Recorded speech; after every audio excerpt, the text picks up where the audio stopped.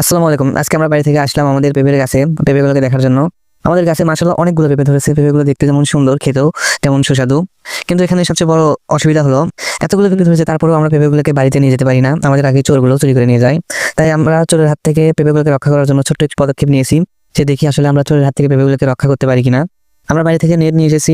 Net দিয়ে আমরা পেঁপেগুলোকে ভালোভাবে বেঁধে দিব, যেন চোর বুঝতে পারে যে আসলে আমি এগুলোকে চিহ্ন করে রেখেছি, সেজন্য না নিয়ে যায়। জানি না আমার পদ্ধতি কতটুকু কাজ করবে, তারপরেও চেষ্টা তো করতেই পারি আমরা।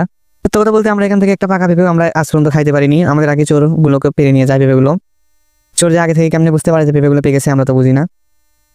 জানি না আমাদের পদ্ধতি কতটুকু কাজে লাগবে, তারপরেও আমরা চেষ্টার কোনো ত্রুটি রাখবো না। আমরা তো চেষ্টা করতেই পারি। পেঁপের গাছগুলো আমাদের বাড়ি থেকে অনেক দূরে হয়, আমরা এগুলোকে পাহারা দিতেও পারি না। আর একটা জিনিস, চোর চুরি করলে পাহারা দিয়ে সেই জিনিস কখনো দেখে রাখা যায় না, কারণ চোরই তো আমাদেরকে পাহারা দেয় যে আমি কখন বিয়ে যাই না যাই, সবসময় চোরই আমার উপর নজর রাখে। তাই তো আমরা ভালোভাবে খেতে পারি না।